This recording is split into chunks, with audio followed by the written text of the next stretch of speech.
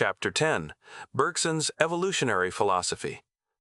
In the section on Protestant modernism, we were witness to the massive attack launched by the great scholars of Germany upon the Philosophia Perennis, the philosophy of common sense, in which things exist and we can know them. The original and dubious honor of having founded modern philosophy falls to the Frenchman Descartes and his subjective cogito. Then Kant denied our intellect all access to outside reality, redefining truth as the mind's conformity with itself. He reconstructed man as an ivory tower without doors or windows. To ease the idealist captivity and give the imprisoned mind a semblance of evasion, Kant proposed a new philosophy of moral action. With the self as its first principle, God and liberty must exist because they are useful to me.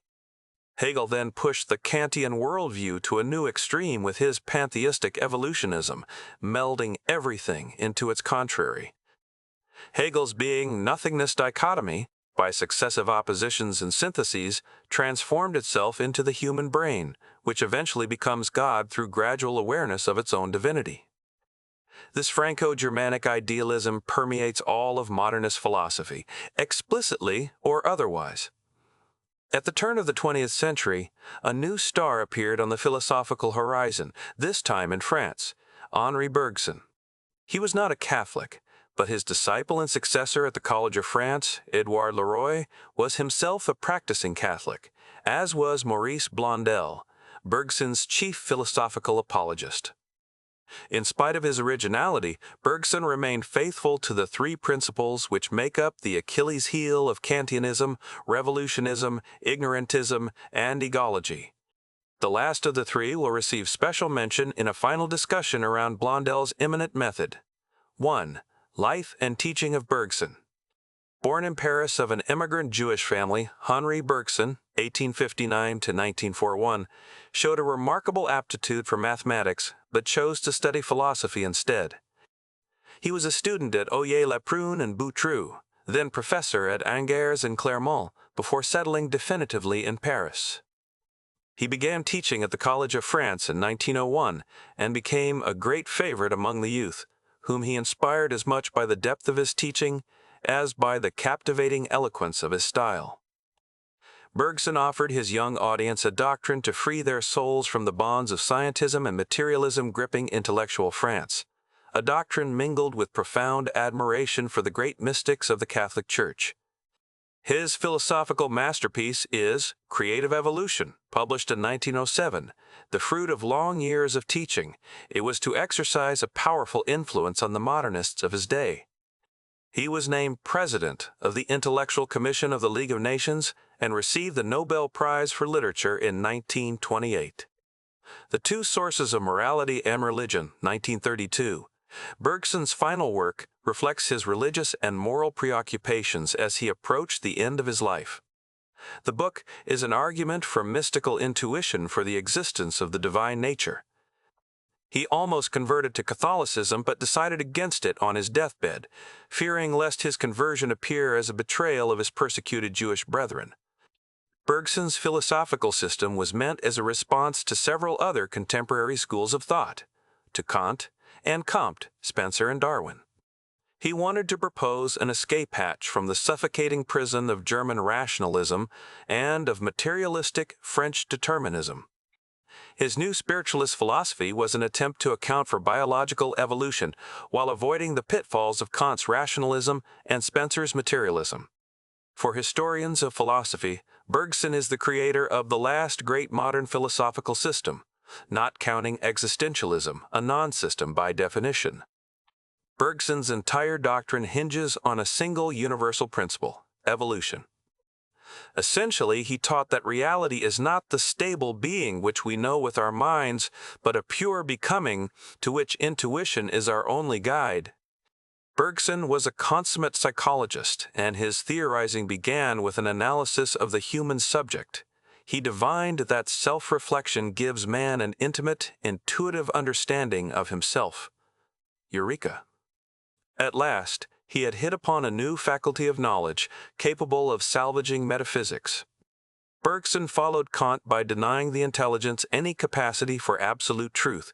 However, He took his stand against the master by affirming that a metaphysical absolute can indeed be known, but by a different faculty or method, by a certain divining intuition. He indiscriminately labeled this intuition as imagination, creative emotion, and intellectual sympathy. The terms he used to describe it are more poetic than philosophical, as was his wont. Bergson's vital sympathy gives vanishing intuitions of the object. This faculty of seeing springs up somehow by the twisting of the will on itself. It allows a man to penetrate within the object and join himself intimately to what it possesses of the unique and ineffable, in a knowledge analogous to the supernatural intuition mystics can possess of God's presence within themselves, or to the sensitivity of a poet allowing him to vibrate in unison with another being. Bergson had discovered the ultimate philosophical faculty. His next move was to place before its gaze a philosophical object, the real. To a newly discovered faculty would correspond a newly discovered object.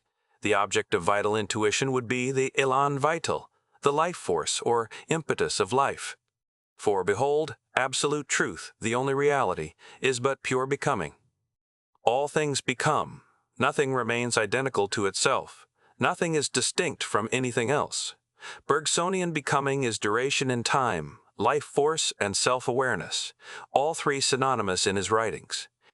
The world seemed to Bergson animated in some way, as though a mighty current of consciousness, a life force, radiated throughout matter to organize it. Yet matter by itself is descent. It is the inversion of the spirit. It is élan vital in regress. Some other power is necessary to make matter progress. The life force provided Bergson with a much more satisfying explanation of universal evolution than had all the mechanistic, materialistic theories of the past. Everything in the universe suddenly makes sense if we admit life as the unique reality. Not life cast within the mold of species and natures, but life at once progressive and inventive, open and unforeseeable, advancing by successive creations through its own élan vital. The élan vital, the great current of consciousness, is absolute truth, act in its purest state, the force behind all harmony in the universe. We might call it God. So it is that in seizing upon the life force, upon duration in time, upon movement itself, or upon consciousness, all synonymous, for Bergson, we touch, with divining intuition, the absolute truth at the heart of the universe. Bergson's double edifice, psychological and physical, would have been incomplete without a third floor dedicated to religion and morality. For Bergson, religion and morality each present a dichotomy. Morality has a closed and rigid aspect, characterized by conformity to duty and by static ritualism. The corresponding religion is dominated by egoism and fabulation, as men invent myths and rites in view of preserving social cohesion. However, there is another aspect to morality, one on the contrary, open and dynamic. It is the domain of heroes and of saints, of fraternity and the rights of man. Accordingly, there exists a deeper religion, that of the prophets and of Jesus Christ, in which direct contact with the life force imparts to the believer something of its own energy, all of mysticism and charity. In a word, then, man is the point of origin for Bergson's universe. Moreover, a ubiquitous dualism marks every level of his philosophy. Knowledge is either intellectual or intuitive. The universe is divided between matter and élan vital.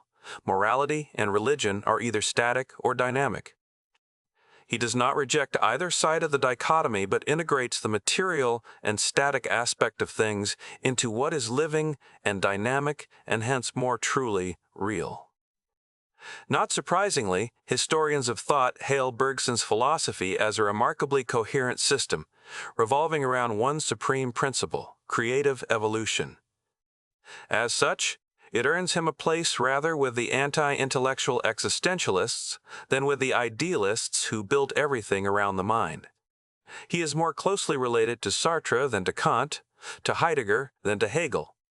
Although his guiding principle, creative evolution, separates him from the idealists, his conclusions are worthy of the purest Hegelian. Bergson transposes idealist ignorantism into intellectual sympathy, egology into self-awareness, and evolutionism into pure becoming. Since the last of these, evolution, is the key to Bergson's system, we shall consider it first under the name of revolutionism, before tackling his agnostic ignorantism. Finally, when we come to Bergson's ecology, we will focus rather on the original apologetic method of immanence developed by his disciple Blondel, since Bergson himself merely handed down the tradition of his predecessors. 2. Creative evolution. In Creative Evolution, the book that sealed his glory, Bergson resurrected the ancient Greek sophism being is not, everything is pure becoming. Reality flows on, and we cannot say if it goes in one direction, nor even if it is always and everywhere the same river flowing. We change without ceasing, our very state of being is change. There are no objects, only actions. Reality is fluid, an ongoing, never-ending creation. It is movement. In his own seductive prose, Leroy echoed the thought of his master in describing an intuition of the profound self. We hear the wells of consciousness at their mysterious task, like an invisible shiver of running water through the mossy shadow of the caves. I dissolve in the joy of becoming. I abandon myself to the delight of being a pulsing reality. Do I love? Do I think? The question has no longer a meaning for me. Being is not, all things become, such is what Bergsonians called pure duration. Fatal consequences flow from a principle of absolute movement. In perfect logic, movement as an ultimate reality excludes other principles as self-evident and fundamental, such as substance and causality. Bergson's universe is essentially movement and life, continuity and simplicity in an uninterrupted fluidity. It admits of no mummified substances. It is not chopped up into distinct individuals or even species. It is a world of change with nothing to undergo the changes. It is a swallow's flight with no swallow. It is a transition from cold to hot, in which the water vaporizes altogether. Bergsonian change has no need of a support. Bergsonian movement does not imply an object moved. The truth is that if language here were molded on the real, we should not say, the child becomes the man, but there is becoming from the child to the man. Becoming is a subject. It comes to the front. It is the reality itself. Sir Peter no longer becomes a man from the child that he was. He is obsolete, replaced by Sir Becoming, the true subject and the only reality. No one has ever really passed from childhood to the age of man. Thus, to become is an impersonal verb without a subject. We might say, there is becoming, just as we say, it is raining or it is snowing. The upshot of making absolute movement an ultimate principle is that we acknowledge the possibility of pure contradiction. Logically, then, Bergson abandoned all logic, fully aware that he was condemning the intelligence to catastrophe, obliging the human mind to a sort of unnatural and dolorous contortion every time it would attain some truth. Leroy and the modernists went further. The principle of non-contradiction is neither universal nor necessary. It is the rule of human discourse, but not of thought in general. Far from being a sign of error, absurdity is the very foundation of all reality in nature. What is becoming if not an unending series of contradictories melding into one another in the supralogical depths? Was Leroy aware that with statements of this kind he was undermining the experimental sciences, the pride and joy of modern man? The same disdain for the laws of thought would be revived by de Lubac in what he called living tradition, according to which the faith of today is not expected to follow logically upon the faith of yesterday. Leroy astutely observed that the most serious consequence of modernism, and its primary point of contention with scholastics, touches on the very notion of truth. Firstly, because modernists reduce knowing to willing, knowledge to desire, all bendable and blind though the latter be. Secondly, because there can be no knowledge of things if there are no more things. But here we defer to the modernists themselves. Are there eternal and necessary truths? There may be some doubt. Axioms and categories, forms of the understanding or of the sensibility, all are becoming, all are evolving. The human spirit is plastic and can change its most intimate desires. We believe that the truth is life, therefore movement and growth rather than endpoint. Any system, the moment we close it off and so raise it to the level of an absolute, by the very fact, becomes error. The truth is that the good of man is no more immutable than man himself. It evolves with him, in him, through him, and that does not prevent its being truth for him. It is such indeed only on that condition.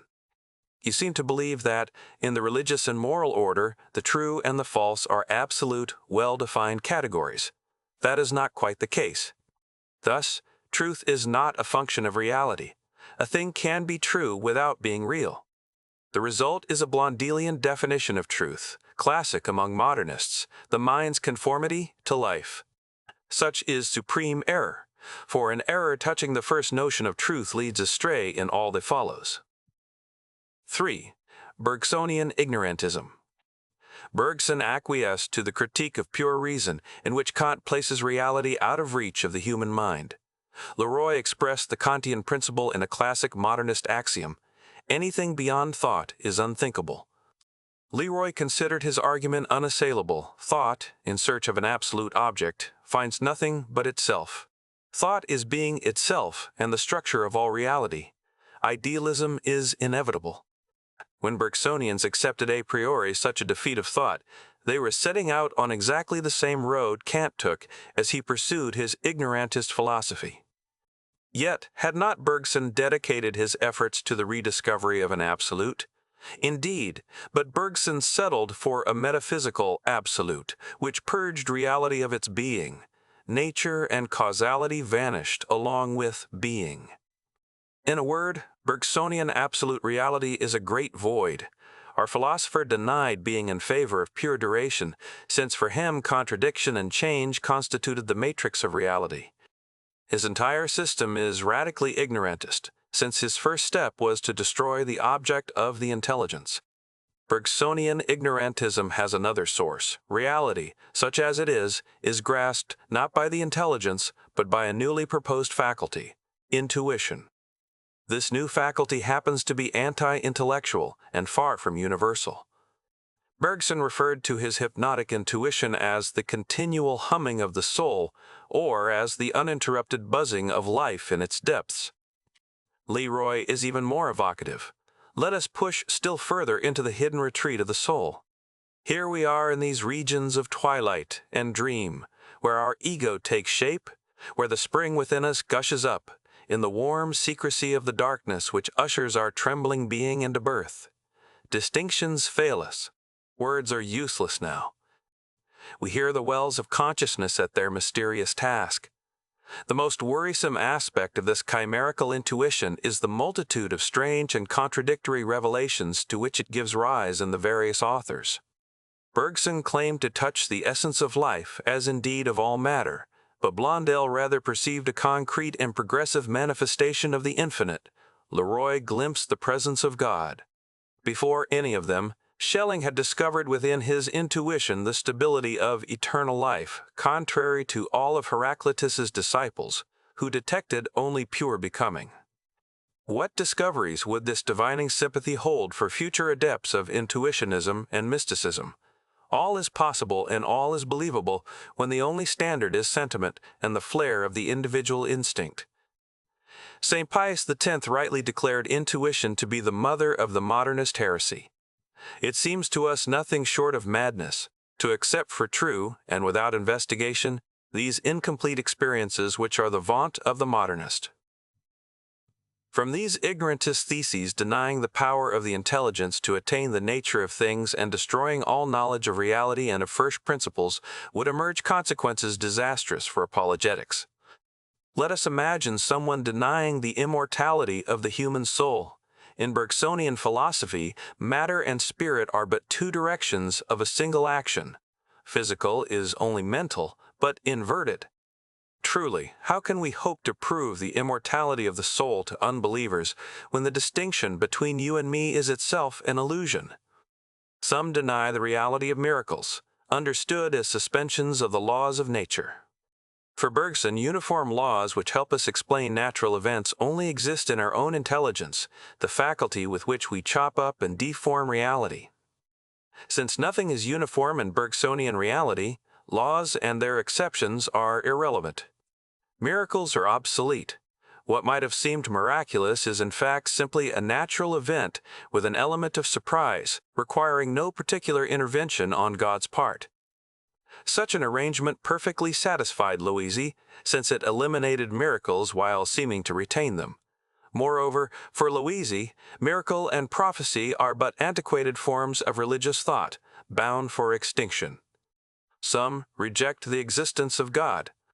A God, supreme being, infinite and substantially distinct from the universe he created, is no longer conceivable within the modernist worldview, which tosses aside substance and causality.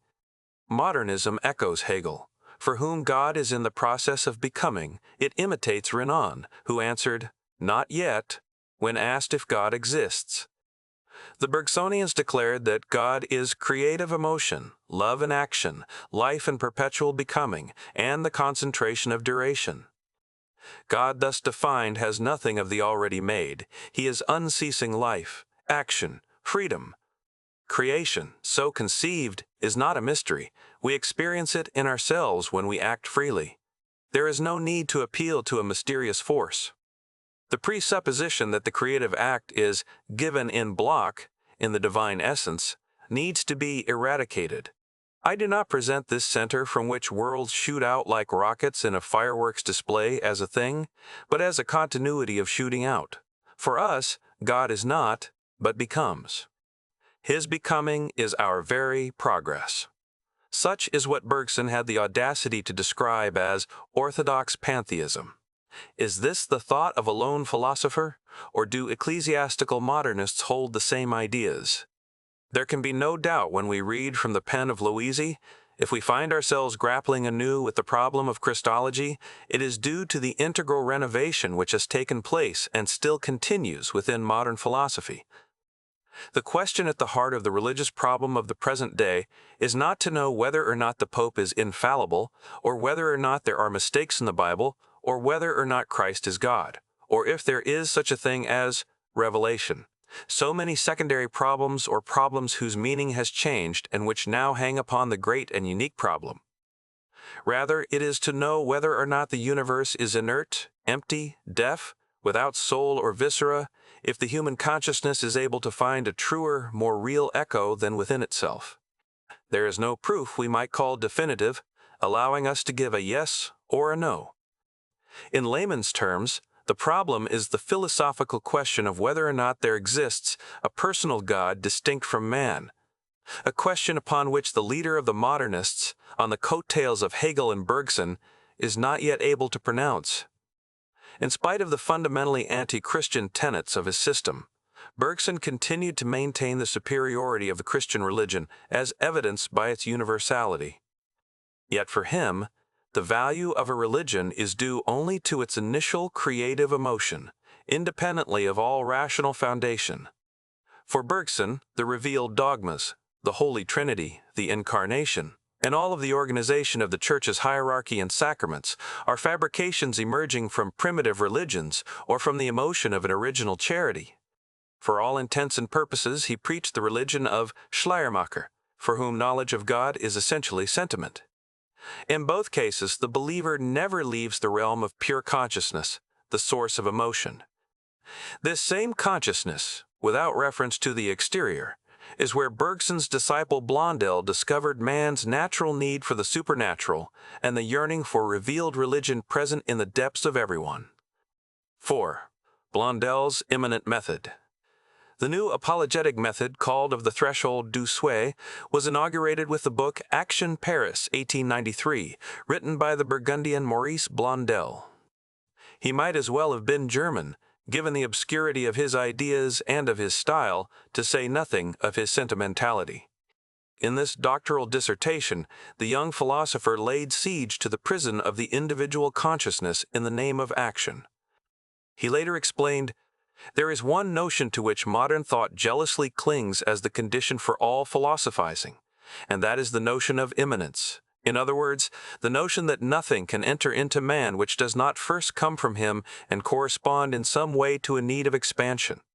and that for him there is no truth worthy of the name nor acceptable precept, be it historical fact, or traditional teaching, or obligation added on from without, which is not in some way autonomous and indigenous to himself. It is upon this same eminent foundation that Blondel constructed a defense of the Christian faith. He wrote Action to announce the marriage of immanentist philosophy, radically man-centered, with the supernatural Christian religion, necessarily divine. The union would demand a reconciliation of the irreconcilable, but Blondel valiantly made the attempt. His solution was the method of immanence, which would have Christian truth spring forth from the needs of the subject, and so trace the supernatural back to the inclinations of nature. The supernatural is thus absolutely impossible and absolutely necessary for man. According to the apologetics of action, an act of faith is not acquiescence before external truths presented by a higher authority, but the external expression of religious sentiment. We thereby eliminate the need for missionary action, for the act of faith no longer follows upon the preaching of certain propositions held up for belief, nor does it call for proof that it is reasonable to believe. Faithful to his threshold, apologetics, Blondel redefined truth as the mind's conformity to life, a definition which later earned him a memorable epistolary joust with the Roman theologian Reginald Garrigou-Lagrange of the Dominicans. A group of admirers soon formed around Blondel, complete with its own publication, the Annals of Christian Philosophy, under the Oratorian priest Labrethonière. Labrethonière went even further than Blondel, replacing an outdated intellectualism with the aspirations of the human heart as he applied Blondel's apologetical method to every Christian doctrine. His starting point was the principle of intellectual autonomy, according to which man cannot be subjected to an outside truth. He attacked all notion of the supernatural understood as a system of abstract truths imposed by an external authority. Labrethonière's metaphysics echoes his psychology. Therefore, when philosophers, in order to preserve this autonomy constitutive of our moral personality, rally around a truth which is immanent, that is, which belongs to them, which they can discover in themselves through what they are and what they ought to be, we cannot but most heartily agree. What applies to reason also applies to the truths of the faith. Labrethonière professed an aversion for religion as a network of externally imposed formulae. He would replace such a system of belief with a faith coming from within, in which the mind proclaims its autonomy and determines for itself the truth to which it will adhere.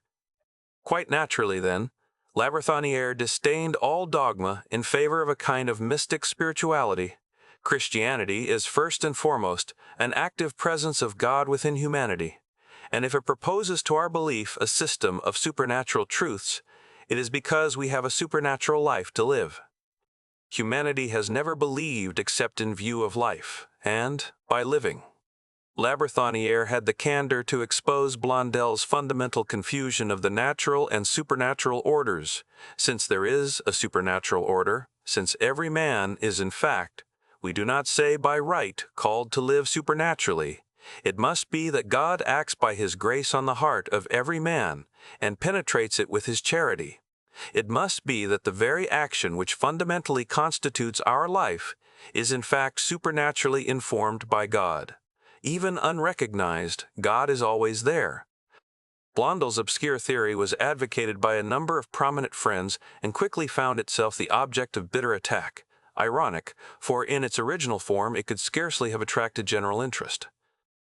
The theory appeared tainted with naturalism or, at best, with illogic. The Dominican Farchouam of the Revue Thomiste set about officially refuting Blondel's system. He denounced the dangers for the faith posed by egological idealism, the suppression of any definite relationship between the Christian and the Church, the visible rule of a Christian's faith, the suppression of every proof of the historical fact of revelation and of its sacred deposit confided to the Church, the suppression of all harmony between philosophical reason and faith. He argued that such a philosophy rendered impossible the objective recognition of the supernatural as embodied in Christ and in the Church. If, indeed, historically speaking, God deigned to raise man up to a supernatural end, it is not in man, purely as man, that we will find the proof. The religion of man purely as man will never be anything but a natural and human religion. Loisy actually echoed Schwalm's argument to expose the weakness of a system like Blondel's. The philosophy of immanence seeks God within man, bending over backwards to find experiences in our nature which imply the necessity, the existence, the presence of God, and of God as He is presented in the Catholic faith, incarnated in Jesus Christ and acting in the Church. A conscientious attempt at apologetics with the fatal flaw of disproportionality between its orthodox conclusions and the psychological foundation of its proof. Likewise for the work of La Bretonnière. This system, which is basically Blondel translated into French and stripped of its doctoral pretensions, is a throwback to Protestant Illuminism. It is the essential negation of theological dogma as passed down by tradition, as well as of the authority of the Church, its sovereign guarantee. Those people believe in all the dogmas of the Church, but they do not believe the way they should, on the basis of an objective revelation and on the testimony of the Church. Their sole authority is their interior experience. Just like the Protestants, they are subjectivists and they are not orthodox. Just as with Luther and the question of grace, the question of the supernatural is the great stumbling block for every one of the immanentists. Blondel and La Bretonnière in the lead, with de Lubac, Rahner, and John Paul II following right behind. Teilhard de Chardin complained that St. Augustine spoiled everything by inventing the supernatural. He understood very well that if religion, revelation, and grace are truly supernatural, they necessarily imply divine intervention. Yet this sweet yoke of God ruling over our conscience without violating its integrity is odious to the modernists, impatient of the slightest hindrance to their freedom. What Catholic doctrine considers the sole means by which man is justified, Luther saw as the violation of the conscience by a divine tyrant. Pure immanentists of the Kantian school hold that everything comes from within man, and that he receives from God nothing whatsoever. Moderate immanentists like Blondel adopt a watered-down version of the same error. Rather than purely and simply denying supernatural action, they muddy its definition until it becomes indistinguishable from natural human action. The result is the same, the denaturing of the supernatural and the supernaturalizing of human nature. Small wonder, then, that Blondel met with severe criticism from those who saw the logical consequence of his theories. Man is necessarily divinized and rendered scarcely distinguishable from God. Man becomes the origin, measure, and goal of this religion of the heart, a la Schleiermacher.